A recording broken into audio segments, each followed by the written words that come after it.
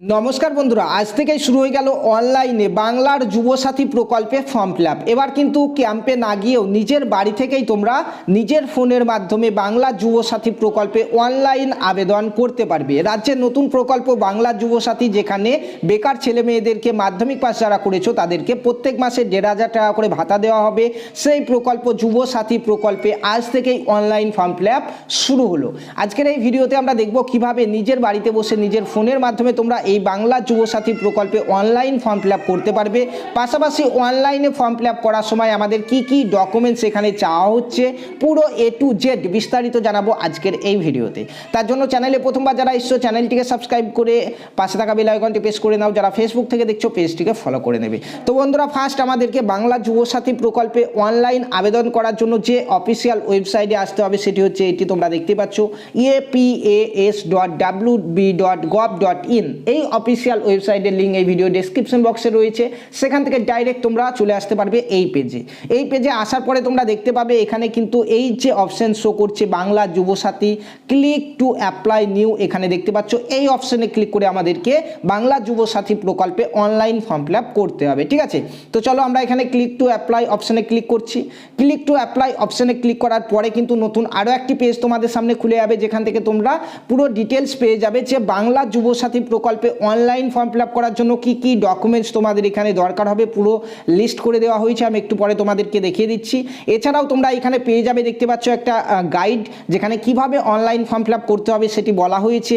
পাশাপাশি অনলাইনে form fill up করতে পারবে এই অপশনে ক্লিক করে অ্যাপ্লাই অনলাইন অপশনে ক্লিক করলেই তোমাদের সামনে একটা ফর্ম খুলে যাবে, সেই ফর্মটাকেই কিন্তু আমাদেরকে ফিল আপ করতে হবে। তো এখানে অনলাইনে ফর্ম ফিল আপ করাতে একটা সুবিধা রয়েছে, এখানে অনলাইন ফর্ম সাবমিট করার পরে তোমরা একটা অ্যাপ্লিকেশন আইডি পাবে, নাম্বার পাবে, সেই নাম্বারটা দিয়ে যে কোনো সময় কিন্তু তোমরা এখানে এসে স্ট্যাটাস চেক করতে পারবে, তোমার ফর্মটি অ্যাপ্রুভ হলো কিনা, টাকা পাবে কিনা, সমস্ত কিছু কিন্তু এখান থেকে চেক করতে পারবে। ঠিক আছে, তো যারা যারা ক্যাম্পে যেতে চাইছো না কিংবা পড়াশোনা সূত্রে বাইরে আছো, তোমরা কিন্তু এবার কিন্তু অনলাইনেই এই ফর্মটাকে ফিল আপ করতে পারবে।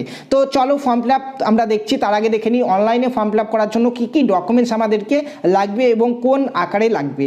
তো ফার্স্ট এখানে বলা হয়েছে অনলাইনে ফর্ম ফিল আপ করার সময় তোমাকে মাধ্যমিকের অ্যাডমিট কার্ড লাগবে, যেটি হচ্ছে PDF লাগবে। PDF এবং ম্যাক্সিমাম 2 MBর মধ্যে সাইজ হলেও তোমরা এখানে আবেদন করতে পারবে। 2 MBর নিচে কিন্তু সাইজ হতে হবে, ঠিক আছে, উপরে হলে হবে না।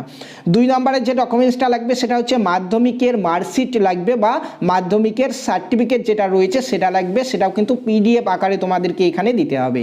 3 নম্বরে বলা হয়েছে এখানে আধার কার্ডের PDF তোমাকে দিতে হবে, তারপরে ভোটার কার্ডের PDF দিতে হবে, ব্যাংকের বইয়ের PDF এখানে দিতে হবে, তারপরে যারা কাস্ট রয়েছে SC ST OBC তাদেরকে কাস্ট সার্টিফিকেটের PDF দিতে হবে, এবং তার সঙ্গে একটা রিসেন্ট পাসপোর্ট সাইজের কালার ছবি তোমাকে JPG কিংবা PNG আকারে কিন্তু এখানে আপলোড করতে হবে।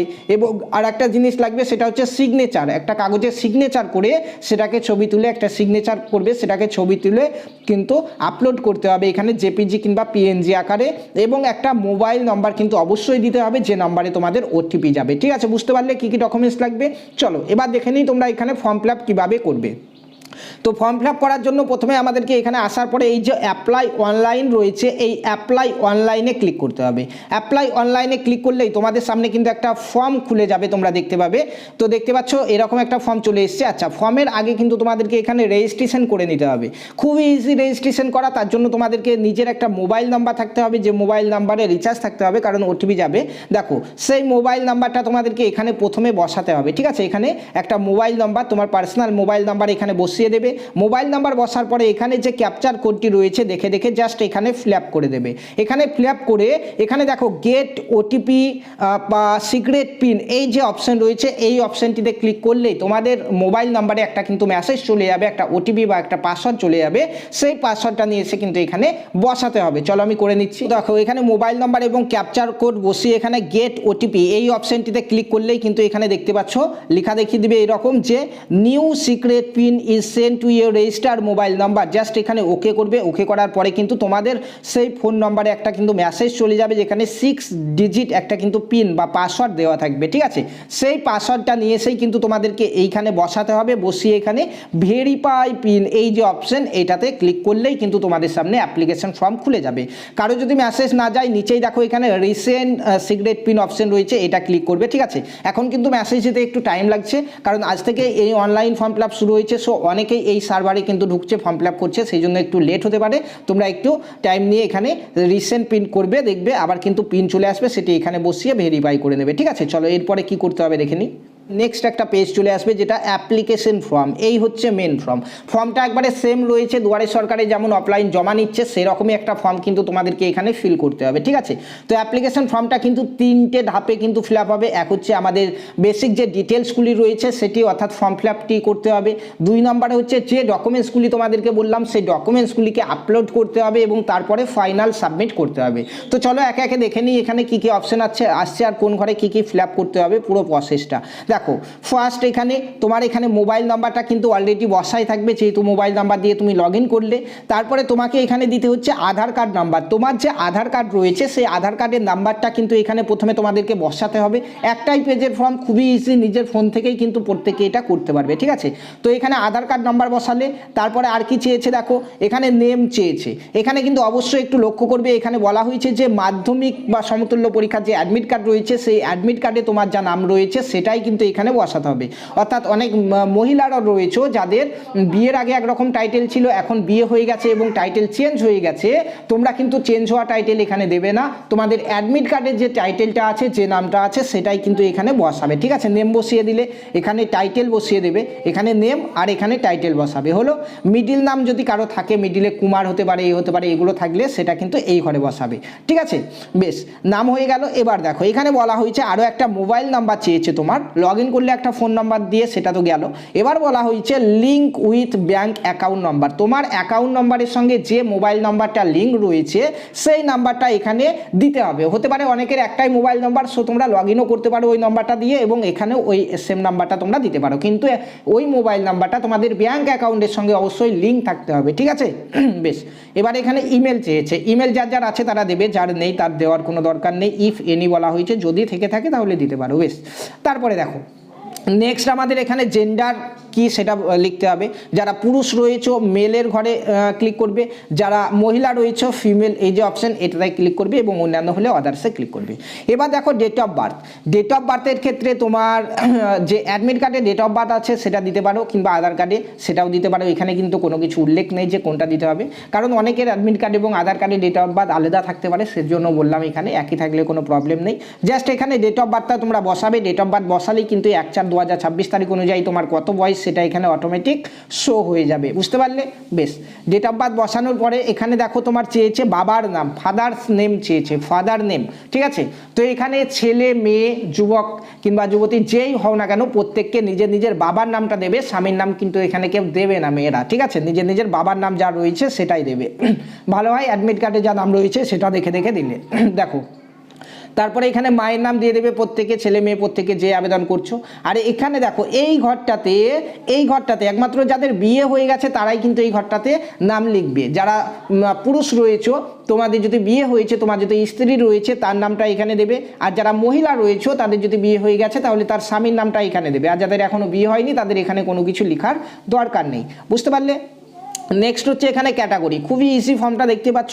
ক্যাটাগরিতে তুমি জেনারেল হলে এটা সিলেক্ট করবে, এসসি হলে এটা, এসটি হলে এটা, আর ওবিসি হলে এটা। তুমি যে ক্যাটাগরি সেটা সিলেক্ট করবে। ঠিক আছে, চলো নেক্সট।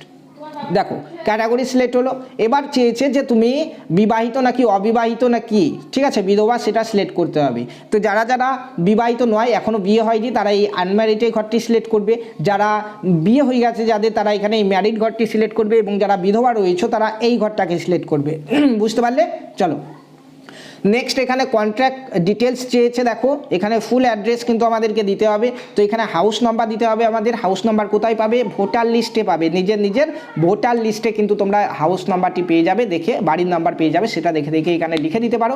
আর যদি না জানা থাকে এখানে জাস্ট এমনি গ্রামের নাম কিংবা নীল এরকম কিছু লিখে দেবে, ফাঁকা রাখলে কিন্তু ফর্ম এখানে সাবমিট হবে না। ঠিক আছে, বেশ।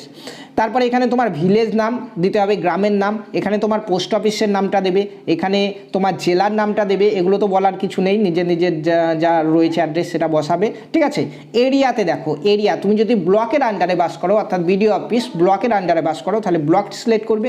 আর যারা মিউনিসিপ্যালিটির আন্ডারে বাস করো তারা মিউনিসিপ্যালিটি সিলেক্ট করে সেই ব্লক কিংবা মিউনিসিপ্যালিটির নামটা এখানে লিখে দেবে। হলো, এরপরে তোমার পুলিশ স্টেশন এখান থেকে সিলেক্ট করে নেবে, এখানে তোমার গ্রাম পঞ্চায়েতের নেম কিংবা ওয়ার্ড নম্বর সেটা এখানে লিখবে, পিনকোড এখানে লিখবে। ওয়েস্ট বেঙ্গল তো অলরেডি সিলেক্ট করাই আছে দেখতে পাচ্ছ। বেশ, এবার আমাদের এখানে মাধ্যমিকের ডিটেলস দিতে হবে, ঠিক আছে। অনেকেই কিন্তু প্রশ্ন করেছিলে দাদা উচ্চ মাধ্যমিকের ডিটেলস দিয়ে হবে কি না, তো দেখো এখানে মাধ্যমিক পাশে যেহেতু এটা হচ্ছে সেজন্য মাধ্যমিকের ডিটেলস অবশ্যই তোমাদেরকে লাগবে। তার জন্য প্রথমে তুমি মাধ্যমিক কোন বোর্ড থেকে পাস করেছো এখান থেকে সিলেক্ট করে নেবে, তোমার বোর্ডের নাম যদি না থাকে তাহলে আদার্সটা সিলেক্ট করে নেবে। তারপরে এখানে রোল নাম্বার দেবে, তোমার মাধ্যমিকের রোল এখানে, মাধ্যমিকের নাম্বার এখানে লিখবে এবং কোন বছর মাধ্যমিক দিয়েছো সেটা এখানে লিখবে, বুঝতে পারলে। তারপরে দেখো এখানে ব্যাংকের অ্যাকাউন্টের ডিটেলস চেয়েছে, যে ব্যাংক অ্যাকাউন্টটা তোমার আধার কার্ডের সঙ্গে কিন্তু লিঙ্ক থাকতে হবে, দেখতেই পাচ্ছ এখানে আধার কার্ডের সঙ্গে যেন লিঙ্ক থাকে, অর্থাৎ KYC যেন করা থাকে। তো এখানে প্রথমে তোমার ব্যাংকের নাম দিয়ে দেবে, যে ব্যাংকের তোমার অ্যাকাউন্ট, তারপরে এখানে ব্যাংকের ব্রাঞ্চ নেম দেবে, কোথাকার ব্যাংক এটা, তারপরে তোমার অ্যাকাউন্ট নাম্বারটা এখানে লিখবে এবং IFSC কোডটা এখানে লিখবে, ঠিক আছে। মাধ্যমিক পাশে প্রত্যেককে ফর্ম ফিল আপ করছো, সো আশা করি এইসব জিনিসগুলো তোমরা অলরেডি জানো, এগুলো বলার আর তেমন কিছু নেই। দেখো তারপরে এখানে দেখো এখানে বলা হয়েছে, এটা খুবই গুরুত্বপূর্ণ, কিন্তু এখানে বলা হয়েছে যে তুমি সরকারি অন্য কোনো প্রকল্প থেকে টাকা পাচ্ছ কি না। এখানে তো আবার বলা হয়েছে শিক্ষা সম্পর্কিত কোনো স্কলারশিপ বাদ দিয়ে, ঠিক আছে, বেনিফিট কিংবা স্কলারশিপ বাদ দিয়ে অন্য কোনো প্রকল্পে যেমন কৃষক বন্ধু, লক্ষ্মী ভাণ্ডার, যুবশ্রী ইত্যাদি যে সকল প্রকল্পগুলি রয়েছে সেই সব প্রকল্পে টাকা পাচ্ছ কি না। যারা পাচ্ছ তারা এখানে ইয়েস করবে এবং কোন প্রকল্পে টাকা পাচ্ছ সেটা এখানে লিখবে, আর যারা পাচ্ছ না তারা এখানে নো করবে, ঠিক আছে। চলো নেক্সট, তারপরে দেখো এখানে তারপরে আমাদের এখানে সেভ বেসিক ডিটেলস এই যে অপশন রয়েছে এই অপশনটাতে কিন্তু আমাদেরকে ক্লিক করতে হবে ফর্মটা সম্পূর্ণ ভরা হয়ে গেলে, ঠিক আছে। তারপরে নেক্সট একটা পেজ আমাদের সেকেন্ড যে স্টেপ সেটা চলে আসবে, এখানে এরকম ডকুমেন্টস আপলোড করতে হবে আমাদেরকে, যেখানে দেখো প্রথমে তোমাদের মাধ্যমিকের অ্যাডমিট কার্ডটা এখানে দেখো চুজ ফাইল এই যে অপশন রয়েছে এটা ক্লিক করবে, তোমাদের ফোনে গ্যালারি খুলে যাবে, সেখান থেকে মাধ্যমিকের অ্যাডমিট কার্ডের যে PDF রয়েছে সেটা সিলেক্ট করে নেবে, আপলোড হয়ে যাবে, ঠিক আছে। ভিউ আপলোডেড এরকম কিন্তু রাইট চিহ্ন দেখাবে নীল আকারের, ঠিক আছে, দেখতে পাচ্ছ সবুজ আকারের। তারপরে নেক্সট তোমাদের মাধ্যমিকের রেজাল্টটা এখানে, তারপরে এখানে আধার কার্ড যাদের ছোট আধার কার্ড রয়েছে তারা কিন্তু 2 পেজ, এই একটা পেজ আর এই একটা পেজ, দুটো পেজ একটা PDF এর মধ্যে নিয়ে এসে আপলোড করবে, আর যাদের বড় আধার কার্ড রয়েছে তাদের একটা পেজ দিলেই কিন্তু হয়ে যাবে, বুঝতে পারলে। তারপরে এখানে ভোটার কার্ড, তারপরে ব্যাংকের বই, তারপরে SC ST কিংবা OBC সার্টিফিকেট যাদের রয়েছে তারা আপলোড করবে। এরপরে ছবি দেখো, এটা হচ্ছে ছবির ঘর, জাস্ট এখানে চুজ ফাইলে ক্লিক করে ডাইরেক্ট একটা ছবি তুলে তোমরা এখানে আপলোড করে দিতে পারো।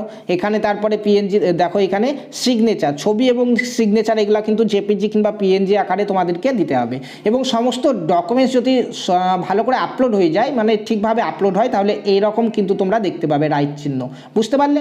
চলো এবার তোমাদের ডকুমেন্টস আপলোড করা হয়ে গেল, এবার দেখো এখানে সেভ ডকুমেন্টস অপশন রয়েছে, এই সেভ ডকুমেন্টসটাই ক্লিক করবে। সেভ ডকুমেন্টস ক্লিক করার পরে এরকম একটা পেজ দেখাবে, যেখানে তোমাদের দেখাবে ফার্স্ট স্টেপ এবং সেকেন্ড স্টেপ তোমাদের কমপ্লিট হয়ে গেছে, এবার ফাইনাল সাবমিট আমাদেরকে করতে হবে।